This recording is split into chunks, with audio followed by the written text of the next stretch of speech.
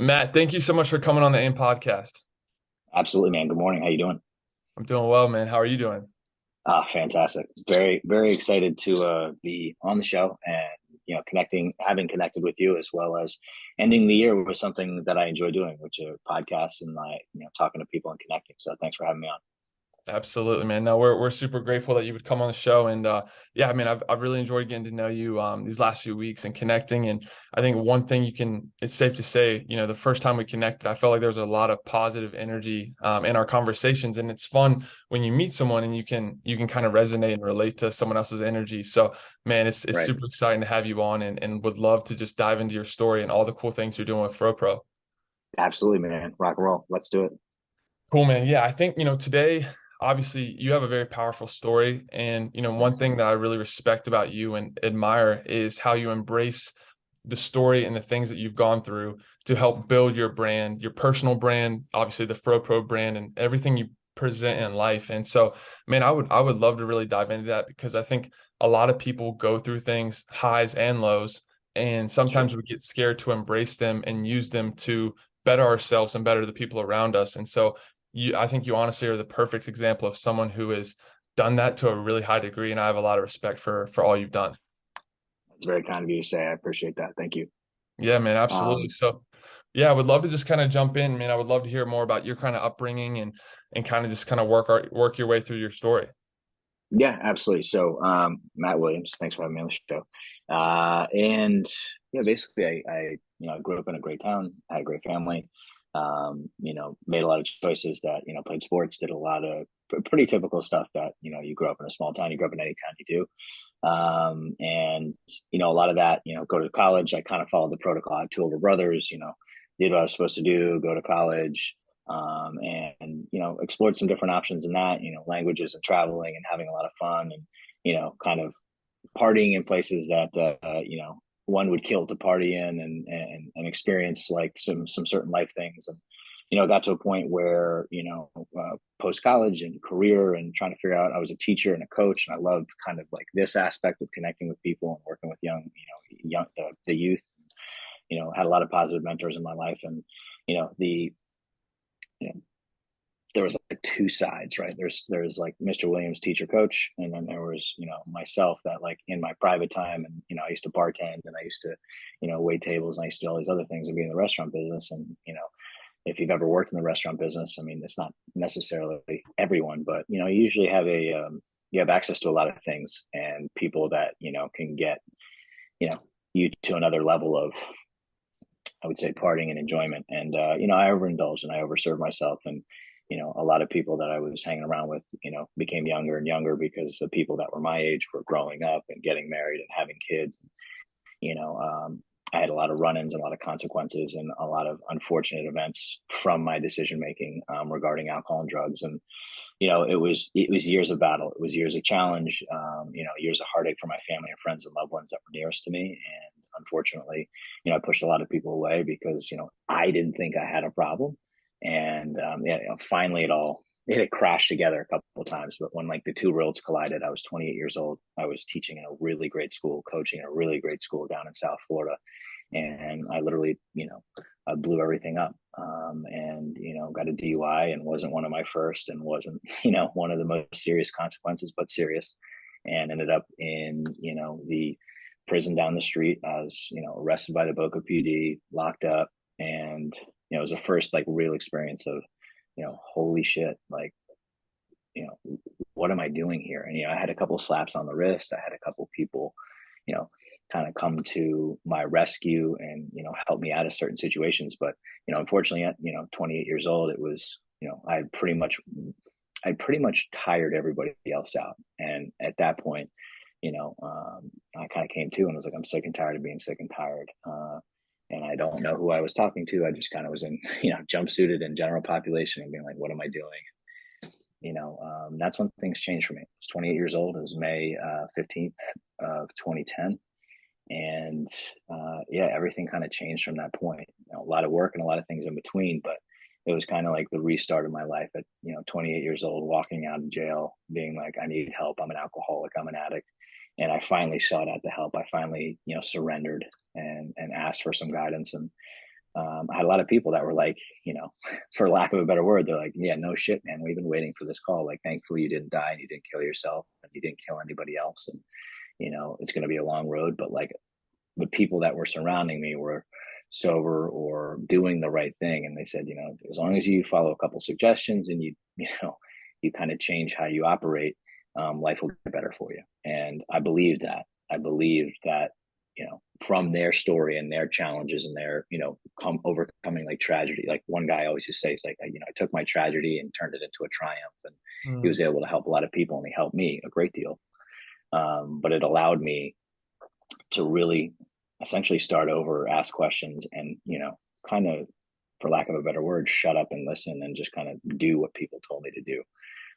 So I try to summarize that as quickly as I can. You know, obviously there's a lot of more, like we talked, like, you know, you want to say there's a lot more challenges, there was a lot more ups and downs, but, you know, while doing all that, you know, I was facing 1 to 3 years in jail, a year of probation, you know, anything that could have gone wrong, you know, it was pretty much told to me like, hey, if you don't do this, this is going to be the consequence. And, you know, I had to really kind of like dig in and say, okay, you know, I don't want it to be my life. I don't want to end up like the guy, you know, who's, you know, 40 something in and out of jail, still drinking, still crashing cars, relying on his family or relying on anybody else to get me out of a jam. And it's time to really like admit, and, you know, admitting I was an alcoholic and an addict was, it took years. You know, my first brush with like a serious consequence, I was like, hey, what do people do? And they're like, oh, they go to this fellowship. And I went and I was there for 3 days and I heard people talking about their experiences. And I was like, man, these people are crazy. I'm not like them.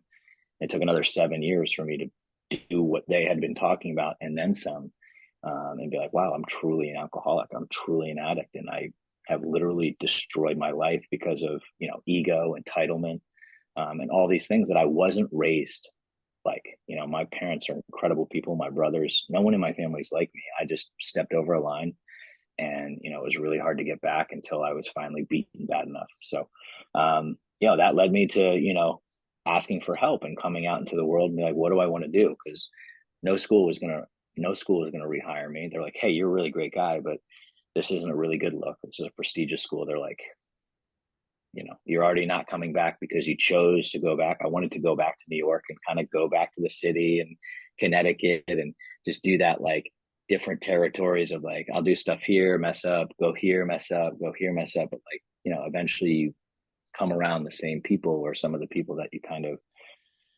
offended or hurt. And they're like, dude, like, we don't want you here. You know, like, you're a great guy when you're not drinking.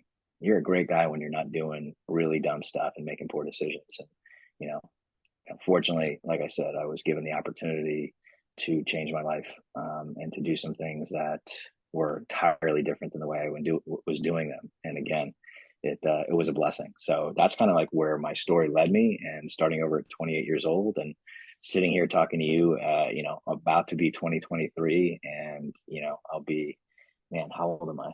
I'm 41. I'm going to be 42 next year, and I'm sitting in an office, of a business that, you know, was created from getting sober and starting over again. And, you know, again, just being at a place where it's like, I had no idea I would have had this opportunity. And if you told me, like you hear people say, if you had told me 12 years ago, I'd be sitting here talking to you, or sharing my experience, strength, and hope in order to help someone, I'd be like, that's the effing dumbest thing I've ever heard. Like, why would I do that? Number one. And, you know, but this is kind of why I feel like a lot of the things that I've been given in my life is the purpose of giving back. And the first, I will tell, you know, honestly, again, like, you're a young guy, but when I was getting sober, 28, 29, 30, I was very ashamed. I was very embarrassed. I had a lot of guilt. I was very resentful at myself, and I had to do a lot of work. And, you know, my first real public kind of admission, right? Again, this is not regarding my, you know, my fellowship and kind of what I do for my program, but my first kind of chance to share this with the world was very public. And it was like through chance encounter of meeting someone who's like, I'm doing this video project and, you know, we want to tell this really cool story. And I had met that person and they had come back because someone said, you got to talk to Matt. We did this like great thing. And it was this really cool public admission of like, hey, I was an alcoholic and an addict and have been for a long time. And at the age of 28, I started over again. And what's crazy is I started running and doing all the things that I used to do, but starting to feel better and like actually being like, oh, I like pushing myself. I like having goals and half marathons and iron, to do the half Ironman and to do anything that was out there that was like challenging, like when obstacle courses were huge. But, you know, I basically made this really cool video and it got a lot of, I don't want to say hype, but it got a lot of like support behind it. And we placed in the top three, and then we won this whole competition. And I was running the New York City Marathon, and literally the commercial aired for, on national television, and it was crazy. And again, yeah, media moves so fast these days, so it was like cool for like 15 minutes. But it gave me the access to reconnect with a lot of people that were like, hey man, like I was literally with my family, or I was, had the marathon in the background, and the first commercial that clipped on was yours. And I was like, holy shit, like I thought this guy was dead, like, or hey, thank you for being so honest. My brother is hurting, or my sister is hurting, or my dad is struggling, or my mom is struggling. And I got to really talk with a lot of people. And I was like, man, and I was nervous about that because I didn't want anybody to be like, you know, that's bullshit, Matt. Like, it's, I'm protecting, the anonymity of a program and not bringing it into, any type of media.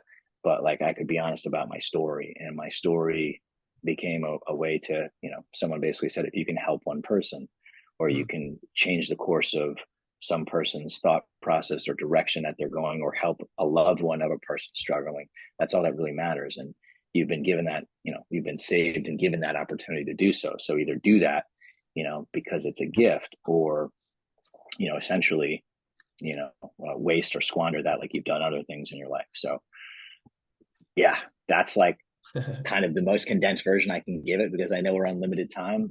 I hope that answers your questions from start to finish of how I got here. And then we can kind of, yeah. It's incredible, man. No, I appreciate you sharing all that. I really do. And I Yeah. think a couple of things you hit on there. One, the power of turning your tragedy into a triumph. And the other part of that too is like what I don't think I fully realized being this young, but I'm starting to as I get older and have more conversations and meet more people, is how there's so many people that can resonate with your story in some degree, whether it's personally or someone they know, a loved one, a friend. Like there's things that you've gone through that you are now empowered to speak on and share that can touch so many people. And like you said, if you can touch one person at a time, that's a win.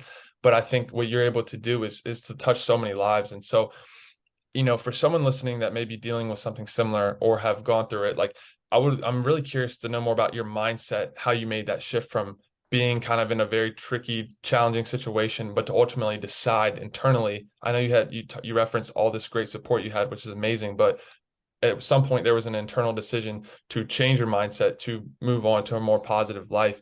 What did that process look like mentally? I mean, it was, you hear, I'm sure you've heard it, like I had to hit a bottom, right? And it was a bottom for me. I got hit bottom before in a couple different ways, but the last bottom that I hit was emotional, physical, financial, spiritual. It was like bankruptcy on all levels for me. And it was like, to the point of, again, I don't want to be as dark, but this is part of my story, to where like when I got out and had made a phone call to my buddy who was sober, and I was like, I need help. And he was like, I got you, and made the call to my mom. And, this is one of the changing points as well, is when I called my mom, and she said, I love you very much. Um, if you need anything, please call your brothers. I can't do this anymore. And I was like, I wish you the best. I love you. And basically hung up the phone. I was like, wow. I was like, my behavior, my actions have devastated my mother to the point of not wanting to be able to talk to me, even though I knew she loved me.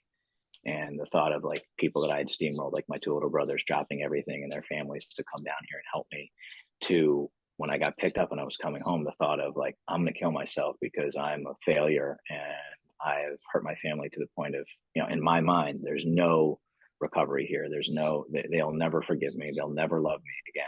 I'm never going to be invited to anything. I'm never going to be a teacher again. I'm never going to be a coach again. And I had all these like negative thoughts, to where, you know, when I spoke to somebody that was sober, they were like, listen, I know it sucks right now, and I know what you're thinking. And I can tell you that if you follow a few simple suggestions and you change your mindset and you follow some suggestions, your life will improve. I can't guarantee those things will come back, but I will be able to tell you that, you won't want to consume alcohol and drugs anymore. And you'll find a new belief and a new faith in something greater than yourself. Hopefully that'll help you kind of move forward. So I really, from the beginning, believe the people, because in the past people be like, man, why can't you stop doing what you're doing? Why do you always like you build things up and tear things down and other shoes gonna drop? And when I heard people's stories of losing loved ones or kids or significant others and not drinking and overcoming some challenging sicknesses, and in my mind, when my father died, I was a young guy and I blamed and used that, like how selfish I was. Like I used his dying of cancer as like, well, if your dad died of cancer, you drink like I did. Like how selfish and self-centered I was. But in my mind, I was rationalizing what my behavior was because I couldn't explain it any other way. Mm. And people being like, you're a scared little boy, and your rationalizations and generalizations and how you do things are out of pure ego and selfishness. And I was like, that was like a punch to the face and the gut. And it was the truth. And I think for me is, taking those suggestions and taking some, necessary steps and kind of overhauling. I was like a morning guy. So it's like, adding some things to my morning routine that I had never done before, started to change the way I interacted with people and how I carried myself throughout the day. And it became kind of the center point of my life. Is I believed in the people and other people that had done it until I was able to believe in something greater than myself. And then kind of working through that and going through a set of suggestions or steps or whatever you want to call them, and then providing a service and helping others, and being in the service-based industry and not taking, and always being available. And I didn't think I would ever have anything to offer anybody ever again. Like I was like, I'm done. This is it. And that was like that roller coaster in the first like year or two. It was like, I'm looking at my buddies are law firms at back home and married and their second kid and buying houses. And I'm like, at this point, I'm like 20, 28, 29, 30. And I'm like, just trying to learn how to live life again as like a human being. And, I often compared myself and I often felt less than, and, it was in that pity and that self, generated fear and that soul sickness. And, I had a lot of work to do. And again, I don't often end up there anymore.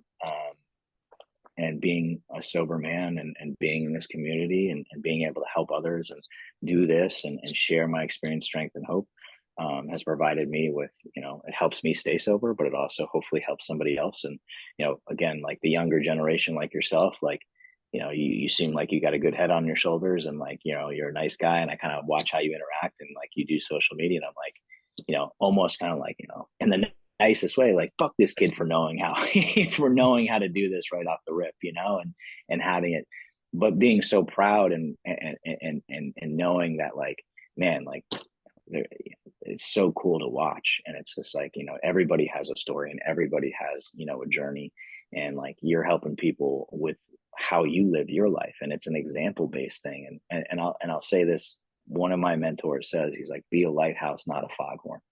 And I know I'm talking a lot right now because it's a podcast, I love it. but his whole purpose of that is, live by example. You're going to get, storms are going to crash into you, waves are going to crash into you. You continuously ground yourself and build your foundation and stay strong in the midst of, people coming and going, successes, failures, love, loss. And, it's going to be hard. It's going to be challenging. But you stay strong and you stand there and you do the best that you can with what you're given. And, chances are life is going to be pretty remarkable, and better than we ever thought it could be. 100%, man. I'm super, super grateful to be able to do this podcast, because what it's allowed me to do is have these conversations with people that, traditionally are older than I am, that have had more experiences and have more knowledge. And, just to be able to absorb that and to, follow a leader like you, someone who is doing cool things, has been a huge blessing. And hopefully, our audience can take from it as well and learn from people like you that are able to give back in such a gracious way. But I would love to talk about this kind of transitional period in your life where you put yourself in a position to start a business, kind of the early stages of Fropro, how you got the idea and what that Yeah. looked like when you were like, all right, let's go. It's time to do something. I've got this idea. I'm ready to make it happen. So yeah, I started. I was doing some side jobs, and some families that knew my situation down here gave me some opportunities. So if I accomplished what they needed me to in their office or whatever setting, I was kind of training on the side, trying to get back into the fitness and the coaching and that whole aspect of it, because I wasn't, no one's really hiring somebody that's like, thankfully I wasn't a felon, but like no one was really hiring someone with like my resume at the time. So yeah, I just, down in South Florida, the buses aren't really like the best. So it's you're pretty much either walking, biking, or running to wherever you need to be. And I kind of had like a central location where, I started to be able to train. And some of the families that were like, oh, Mr. Williams, you're still here, and knew my situation. Oh, can you still work with my kid, or can you tutor or mentor? Because I was a teacher, and I started doing that. But kind of when you're around and didn't have a lot of money, I just literally went in my pantry. I like threw some stuff together, put it in a bag, and like away I went on my bike. And you know down in Florida, you pack a plastic bag in a bag with stuff because it can rain 5 minutes and you get soaked and then you need to change your clothes. Like it's one of those things. And I was like, I need something that I can eat that again won't spoil or get ruined. And I started making these like little peanut butter snack bar bites, and I was traveling with them. And one of the clients I was working with was like, I want to try that. I was like, hey, you got to ask your mom, like peanut butter in it. And I don't want, as a teacher, I knew about allergies and whatnot. And she's like, yeah, no, she can have it. Try it. Oh my God, it's so good. And like, mom was like, is that good for you? I said, of course. Like, it has this. She's like, wow, my kid doesn't eat anything like this, and it's good for her. Oh, okay. What do you call it? And I was like, nothing. And she's like, and she was in, like, event planning and marketing and PR. And she's like, huh? She's like, do you know how to make it? Could you make it for me? And I said, sure. And I like went in her cabinet and like threw stuff together. And I was like, this is what it is. She's like, wow, that's great. What do you call it? I said, again, I don't have a name. She said, well, do you just like take it out? I said, no, I take it like you can eat it as is, or you can put it in the fridge or the freezer and go from there. And so I was like, frozen. I like it better frozen because it's like I like cold things. I'm like even like my if you bring home leftovers, I'm eating them cold. I love cold food. Just weird, I guess. And then she's like, oh, so it's frozen. I was like, yeah. So it's like frozen protein, like Fropro. And she's like, That's cool. and she went online. She's like, oh, that website's taken. And she said, give me your credit card. And like, again, I'm very early in sobriety. I'm in a lot of debt. I'm like, okay. And she like spends $150 and buys, I think it was like www.gofropro.com and .net, that. And she's all right, cool. Like now you have a business and a website. Go for it. And I'm like, what do you mean? And she's like, yeah, no, this is great. You should do something with this. And I was like, yeah. I was like, okay. Like, I went home, told my girlfriend. I was like, yeah, like, so and so told me I should do this. She's like, yeah, let me try it. And she had no idea I was making it, and made it for her. And she's like, this is good. And I was like, cool. So I, started making it in like those little easy bake brownie trays, and like cutting it up and like wrapping it in Glad wrap and just bringing it with me like I normally did. And, I really didn't touch it or do anything for a year until I got an opportunity. My buddy opened the gym, and I started teaching classes there regularly at like the 5:30 a.m. class. It was like all about waking up the sun. And that's a different kind of like spin off of what I've done with some other stuff. But, I said, hey, would you mind if we share this with people? I don't want them to know it's mine. I just want the people coming in to try this peanut butter product, and I'll tell them what's in it, but please don't tell them it's me. I don't want anybody giving me that like, oh, the newly sober guy that like lost everything. Like, oh, hey, great job, buddy. It was, I want honest opinions. And a lot of them were, hey, this is really good. And wow, where do I get this? And how do I order this? And I was like, oh, cool. And I got a little bit of confidence because I was, again, very low on self-esteem and confidence at that point in time. And one lady wanted to try it. She said, hey, what's in it? And she says, oh, do you know who makes it? And I kind of was like, yeah, I knew her from class. Like, hey, I do. She's like, listen, do you know anything about plant-based? And I said, no. Because like I was using like in my closet, I had whey and whatever else. She's like, well, if you can use plant-based protein, I'd really like to try it. So I was like, cool. Shot over to Vitamin Shop, got plant-based protein, did the same thing, brought it to her, and she's like, this is phenomenal. Can you make me 100? And I was like, sure, I think. She was like, all right, when you do, called her, 2 days later. I was like, hey, I made 100 and wrapped them. She's like, cool. I have a juice bar. And this is before juice bars were huge. Wow. And went in and kind of like my friends who were lawyers like gave me this like ridiculous contract, and like I walked in with like a bag, and like I was like she just kind of laughed at me. She's like, listen, you can throw that away because I'm not signing anything. Here's what I need you to do. Give me the bars. What did it cost you to make them? And I was like, I have no idea.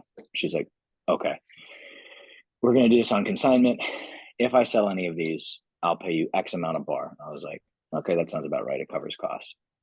And I said, thanks for the opportunity. And I left. And 3 days later, she called me. She's like, hey, I sold out. Can you make me 100 more? I said, sure.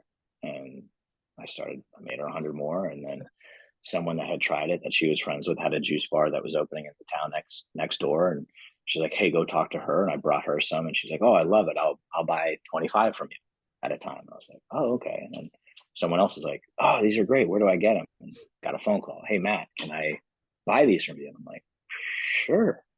Okay. And again, I had no idea what I was doing, and I really just really enjoyed making this product, and people were liking it. And like, there was no Instagram, and I didn't have an account like anything like that. I just had a website that I was paying for that wasn't doing anything, and I was writing everything down. I wish I still had it. I'd write everything down in pencil and like make this product. And kind of as we grew, it just went from like one person giving me a chance to like five to me saying, okay, I have a buddy that has a kitchen who, will rent me the space. I started, you know, figuring out how to get there, buying product, getting it there, making it in the off hours. And so for 3 years, from like 2011 to 2014, I was making and doing everything myself. And someone in the kitchen, one of the guys that worked for my friend was like, hey, can I help you? And I was like, oh, okay, like I can't really pay you a lot, but sure. And he started to help me. And, fast forward, again, I don't want to take too much time of this, but like I went from that to 2011 being an idea. 2013, my friends that were lawyers were like, hey, what have you done with this money? I was like, I haven't done anything but put it in an account. And they're like, have you paid taxes? I was like, no, I don't. What do you mean?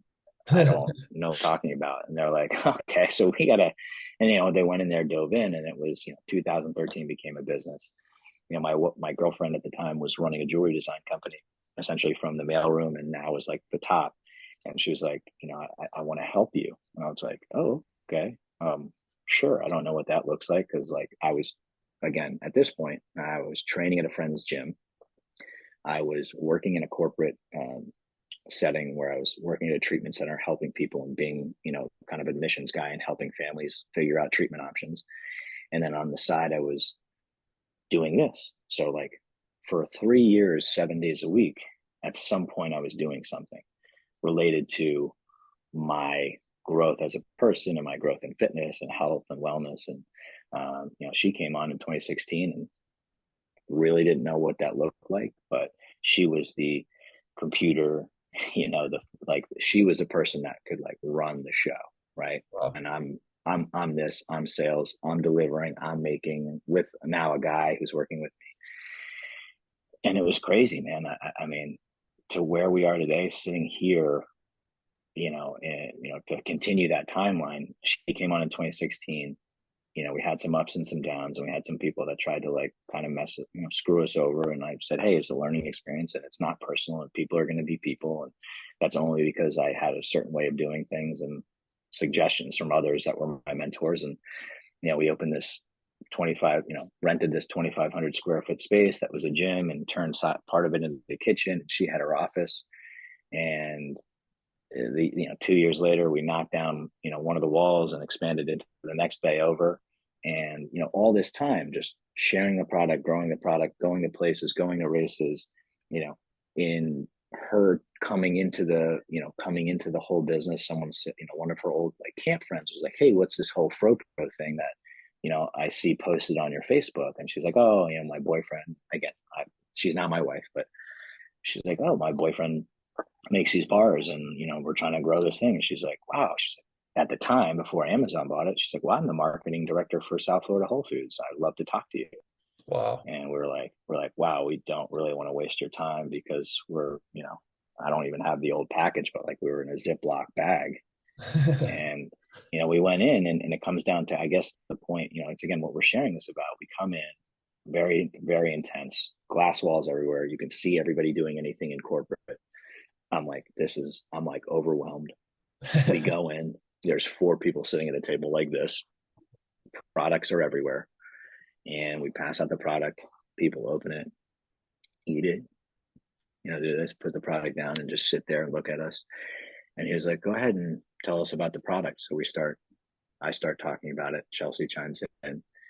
And then she said, listen, guys, we can tell you all the facts about Fropro, but the only reason Fropro is where it is today is because my husband decided to get sober and start this company from nothing. Wow. And the guy sitting in the meeting went from this to, that's what I want to hear. And I was like, okay. And for me, I'm emotional, and I'm like trying not to cry and be like, you watch Shark Tank, and anytime someone cries, they're like, get out of here. And I just kind of was like, yeah, this is a labor of love. This is something that I started. I don't know what I'm doing. I'm learning as I go. I used to be a teacher and a coach. She used to run a jewelry company. We're just trying to figure this out. And, they basically said, if you can take the next year and perfect and enhance the experience of this product as a product, and they started talking to us about things that needed to be on the packaging and how it needed to be packaged, and just a list, there's a chance that we can get you in the store. And in 2018 we got the chance to launch into 4 stores, and then Amazon bought them, and I was like, great, we're out, because we're a little guy. But they kept a local program, and 4 stores became 8 stores. 8 stores became, the counties here, which is Palm Beach, Broward, and Miami-Dade, and then it became the entire state. So we went to 32 Whole Foods locations, Wow. and I was like, this is incredible. And again, sitting here telling you, from wrapping things in an easy bake oven like tray to, now being, kind of, we're at a waiting point. This year itself has been a lot of food shows and getting back to post-COVID stuff where we're interacting in person. And part of a food product and consumer good is, I need you to try the product. I need you to taste the product, and you make a decision then, from the experience of opening it to eating it to finishing it. That's the only way food products, in my opinion, and most other people's opinions, will get any kind of response. And we're kind of just waiting for a couple of things that we've had some highs, we've had some lows, we've applied to places that have said they want us and not followed through, and try not to take things personally. And in this business, a conversation and a response is even if it's a no, it's okay. Maybe now it's not the right time. We'll try again.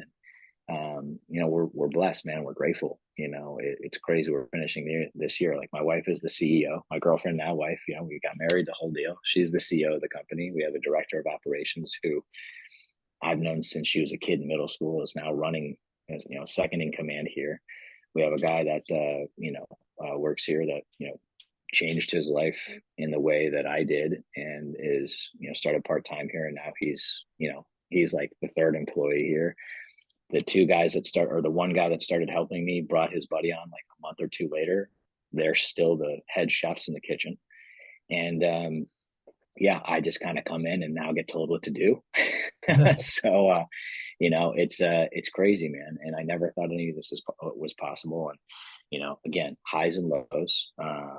There's certain things I would love for happen immediately. And we've had a lot of hurry up and wait this year, and we've learned real valuable lessons that have cost us a lot of money, in using other companies or marketings or doing things. And you kind of have to figure out what works and what doesn't.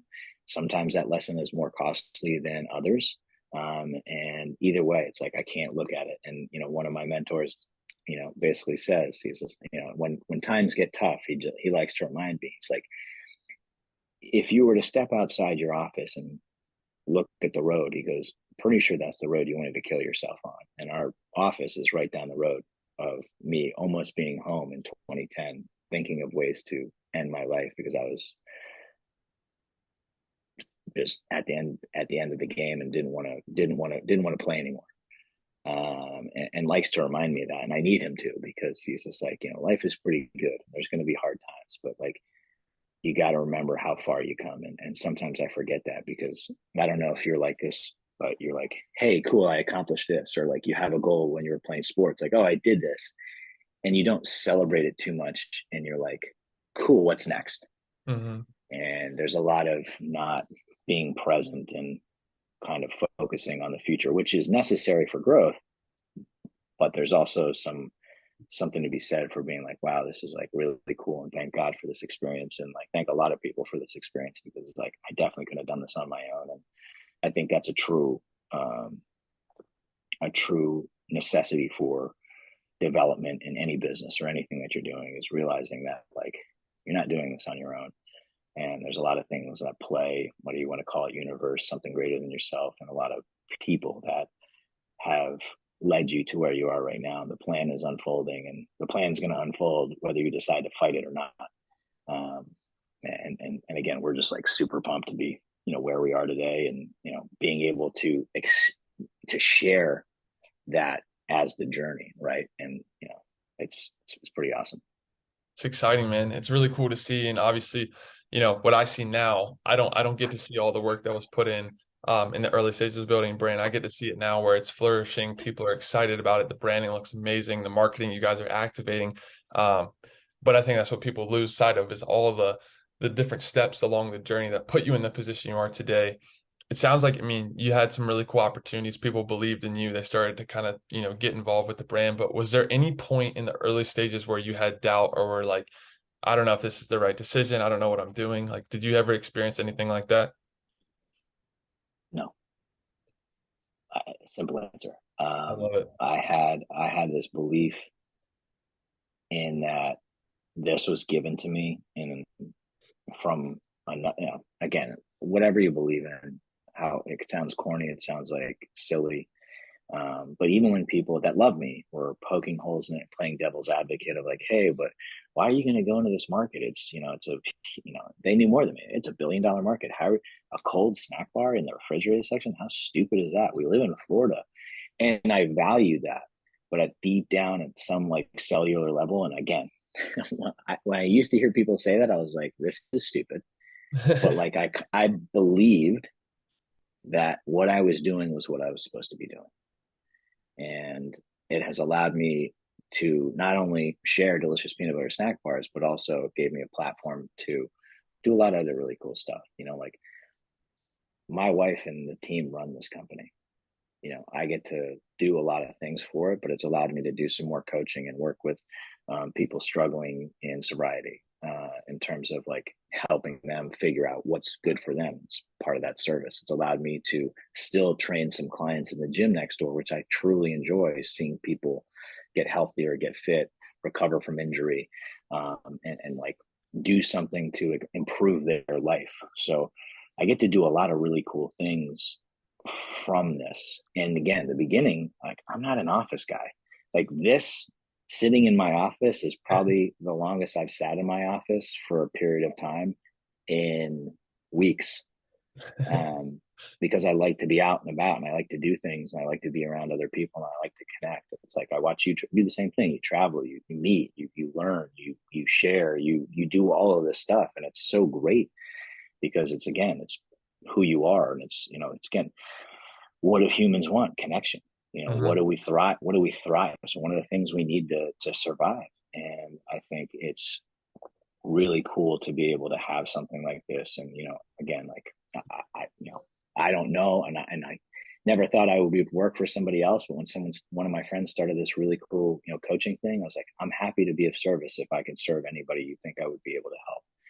And it worked out. So it's again, I'm blessed that I get to do a lot of different things, um, and kind of live a life that I never thought would be possible.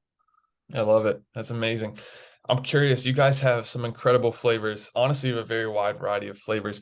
What was that process like? And what was maybe the first couple flavors you started with? And how did you guys as a brand decide when to add new flavors in the mix?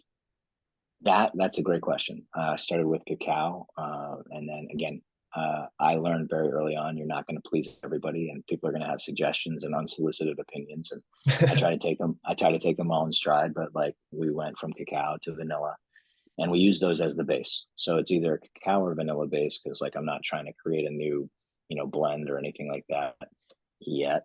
That's coming next year. Um, Let's but the go. flavors were just like, again, selfishly things that I enjoyed. Like I enjoyed, mint chocolate chip ice cream, and I enjoyed tagalongs and thin mints Girl Scout cookies. So we made a mint.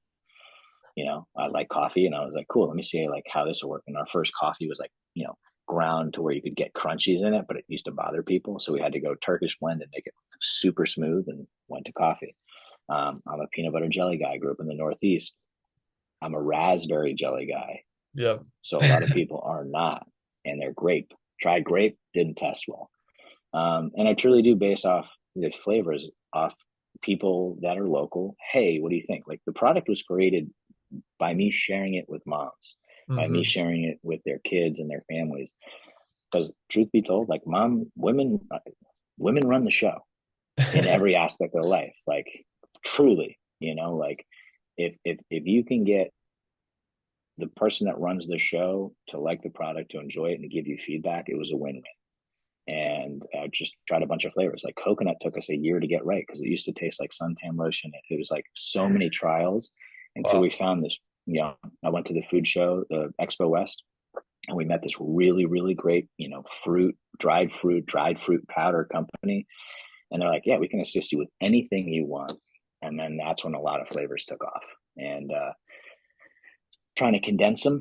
I've had some really cool conversations with huge brands, thanks to a lot of people that have plugged me into those conversations. And a lot of them have said, like, it's great to have a lot of SKUs. It's really good to focus on the top 5 or 6 and drive those home, and occasionally make the other ones. And so, man, I hope to do that. I don't want to take away from the 9 SKUs that we have on Whole Foods shelves, but as we grow, really just focusing in and dialing in. Like, we've gone through 10 different packaging styles, and we've looked at doing co-packers, and a lot of people are like, oh, why are you investing in infrastructure? And I was like, well, for right now, like, this is what I feel like we have to do, and we made a decision as a team to do it. um I've quickly learned that I have become a mechanical engineer, and I've learned how to fix machines, which are never my thing, but like that's part of the deal. And I think it's something to be said. Is like, there's a lot of people that have money, and can throw a shit ton of money at something and find the right people, and come out with something. But I think it's totally different when you can start from the ground floor and know every aspect and every rung of the ladder to get to the point where you are. Because I don't think you can ever buy that, if that makes sense. Yeah. No, 100%. Yeah. That's super interesting, man. I was super curious about that because that was one of the first things I noticed. The first thing I noticed was one, y'all have incredible branding. I love y'all's packaging and the colors and everything. But two, the Thanks. diversity of flavors and all the things that you guys put out while maintaining a level of health and a high degree of healthy ingredients, which is very uncommon to see both really cool flavors and really healthy ingredients, which I think is a cool. I'm sure that's something you guys take pride in and use that kind of to differentiate yourselves amongst other competitors. Yeah, no, it's really cool. Again, as we are growing, and we realize that it's tough to get all those flavors out there, but giving people an option. Because if I give you as a owner, oh yeah, like my clients love key lime. It's like, cool, well, we can make key lime one of your staple flavors. But for the most part, I mean, our home runs have been cacao, vanilla, birthday cake, chocolate chip, and marshmallow. Wow. Banana's right around there, but a couple of, a lot of the other flavors are good, but we'll probably start to scale back on those and make those like seasonal or one-time specials, and like do limited batches of those, just because we want to make sure that as we grow, we're not overextending ourselves. And again, I'm saying that because I was told that by other people that are way further ahead in the consumer products goods business than I am. That's amazing, man. Well, it's exciting, man. And you kind of touched on a couple of things, and I don't know exactly what you're allowed to share here, but what are some exciting things you guys are working on for next year? Some plans or projects you have that you're excited to kind of roll out? So we are in about 18 states. Our goal for next year is hopefully for Q4 this year, and we're praying is we get the green light for the Mid Atlantic and the Northeast with some of our grocery stores, because we'd really like to start going up there and doing what we did here, which is Chelsea and I, my wife and I, going up and literally visiting wherever they are and doing demos and finding the right people that are locals that may have a demo company that we can work with and partner with, and supporting local in that area. I still have a lot of friends up north. I'm originally from New York, and a lot of people, and randomly I'll get texts and DMs of people like, we have distribution. It's just a matter of getting these accounts and you know being able to share that product with them. So I'm really excited about that. We're probably gonna do some collabs with some friends in the fitness world that so we're hoping that all goes through. I may be a sponsor or I may be kind of an attendee, but we'll see kind of how it breaks down. We really just want to share the product. We want to do some serious online, direct to consumer connections and specialties that I feel like would serve them more than, again, in addition to the grocery side of things and the retail side of things. Sure. I've been working on a blend of a powder for 2 years. I feel like we're getting close. And if that's the case, then, you know, you'll definitely be one of the guys that gets to test it out first to let us know what you think. Let's But that go. will be, probably a separate SKU towards the end as kind of like a thank you or an add on, and have people, instead of just having a snack bar, you can also have the protein powder that we put into the bar. Wow. So yeah, I mean, we have a lot of really cool things. We had a really great year. Like I said, it was, every year we've grown. This year was kind of one of those like plateaus of like, hey, we invested a lot in infrastructure and really kind of targeting what we want to do and kind of setting ourselves hopefully up for a really, really, really solid start to 2023 and finish. And excited about some food shows in Nashville and, like I said, fitness events, and just being able to, I'm just grateful to be able to do it. I know it sounds, you say it sounds corny. I'm just grateful to be able to do this and have the opportunity to be here today. I love it, man. I'm excited for you guys, and I can't wait to support and follow along in any way that I can. As we wrap this up, man, you've been incredible, and this story is honestly so powerful, and I'm so excited to get this episode out for everyone to hear it. Just wrapping up, is there any particular advice that you would give young entrepreneurs that are kind of getting into this? If you could go back and say, you know what, I wish I'd have known this, or this is something that's been just a core staple or fundamental thing that I've learned that really helped me throughout my career, what would that be? You're in the effort business, not the results business. That was told to me at the very beginning, changing my life. If you can go to bed at the end of each day, looking back and kind of do like a inventory process of like what was good and what needs work on. If you can say you put forth the best effort in everything that you get to do in the day, that's the win, right? And the results will come. It has been said the other way. It's like, oh, we have to get results, but it's just like, again, I feel like results are up to the universal plan. And if you set expectations, those are future resentments. So I feel like, again, it's good to have goals. It's good to have things that you want to accomplish. But I feel like, if you look at effort every day and being in the effort business and whatever it is that your, brand or business or product or situation is, that's been my biggest drive every day. And again, there are days where my effort isn't 100%, and I have to be like, not beat myself up and say, okay, if I get another day tomorrow and I wake up, I got to put my best foot forward and give 100% effort in whatever I do. And if you truly believe in something, again, make sure the people that you're talking to, I know this is like kind of a second add on, make sure whoever you're talking to and that's in your group, they're the right people to be talking to. Because a lot of people will try and tear down, and a lot of people want you to succeed, but not succeed too much. Mm. So you want to make sure your circle is truly holding you accountable and being truthful and being honest and being supportive, and not trying to take anything away from that. Man, that's so good, dude. I appreciate that. Man, like I said, this has been a really fun episode. I'm extremely grateful for your time and all the value you Thank brought to you. this conversation. And dude, your story is so powerful. Keep sharing your story because it definitely helps a lot of people. No, I appreciate it, man. Thank you for having me on the show. I can't wait to hear it and share it with everybody. Let's go. Last question. What's your favorite flavor? Quick. Marshmallow. Used to be Tropical Oh, Dream. It's now marshmallow. I've been on a marshmallow kick. I was a hard mint guy, then Tropical Dream guy, but marshmallow right now is on point. yeah, dude. I know it's a hard question for you because they're all so good. They are. I go through phases though. Okay, that's fair. Well, Yeah, like I said, man, thank you so much. I can't wait to drop this, absolutely. man, and I hope you have a great rest of the year and a great start to 2023. Absolutely. Let's crush it, baby. Let's go.